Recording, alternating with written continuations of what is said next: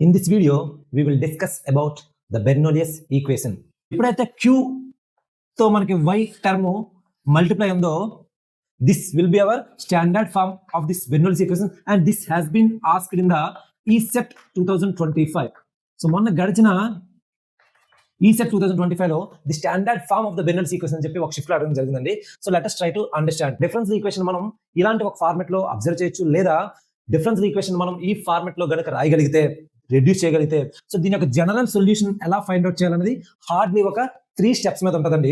The first step is that we need to eliminate ఏదైతే ఈ Q తో ఈ y టర్మ్ మల్టిప్లై ఉందో, this needs to be eliminated. ప్రతి టర్మ్ ని మనం y పవర్ తో డివైడ్ చేయాలి. The first step in this divide both sides, that means each and every term with y power n. Clear here. So ఇక్కడ వరకు మనకు ఒక ఫార్మాట్ అయితే వచ్చింది. ఈ y పవర్ ఏదైతే Q తో మల్టిప్లై y టర్మ్ తీసే క్రమంలో we got this. సో దీన్ని ఇలా మనకు ఒక అబ్జర్వేషన్ అయితే చేయగలం, ఒక డిఫరెన్స్ ఈక్వేషన్ ని తీసుకురాగలం.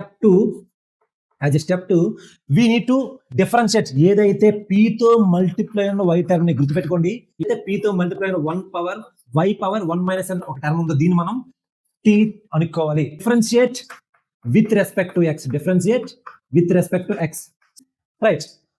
Clear, okay. సో ఇందులో మనం చేయాల్సింది ఏంటి అని అంటే, సో ఇలాంటి ఒక ఏదైనా ఒక డిఫరెన్స్ ఈక్వేషన్ ఈ ఫార్మాట్ లో మనం అబ్జర్వ్ చేస్తే, క్లియర్, లేదా ఒక గివెన్ డిఫరెన్స్ ఈక్వేషన్ ఈ ఫార్మాట్ కి మనం తీసుకురాగలిగితే, ఫస్ట్ స్టెప్ ఏంటంటే ఈ Q తో మల్టిప్లై y టర్మ్ ని ఎలిమినేట్ చేయాలి.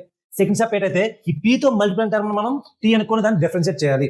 స్టెప్ 2 కింద P తో మల్టిప్లై y టర్మ్ మనం T అనుకుంటే మనకి ఇది వచ్చింది. ఇంకొంచెం దీన్ని రెడ్యూస్ చేస్తే, స్టెప్ 2 ఇంకా ఫినిష్ అవ్వలేదండి, దీన్ని ఇంకొంచెం రెడ్యూస్ చేస్తే ఆ ఫార్మాట్ లో రాసుకోగలిగితే, so y power here we can rewrite this equation as dt by dx plus p of 1 minus n into t equals to q of 1 minus n, that is q into 1 minus n. So ఇది చూడడానికి ఎలా కనిపిస్తుందో ఒకసారి observe చేయండి. So this is dy by dx plus p, capital P, of course p dash కూడా అనుకోవచ్చండి, p dash. So dy by dx plus p into y equals to q. This is our q dash.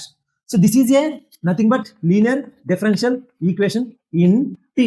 So మనం discuss చేసిన last వీడియోలో linear difference equation in y and linear difference equation in x, standard form 1 and 2 చూసాం. So this can be a linear difference equation in t. So this could be a linear difference equation in t.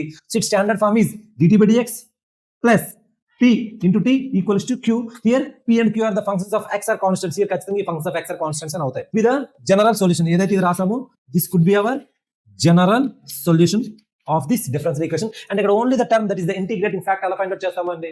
integrating factor e power integral of p dx. this is the standard formula. కాకపోతే ఇక్కడ p plus the total term లో మనం అనుకున్నాం p dash అనుకున్నాం కాబట్టి, so it will have e power integral of p dash dx. that is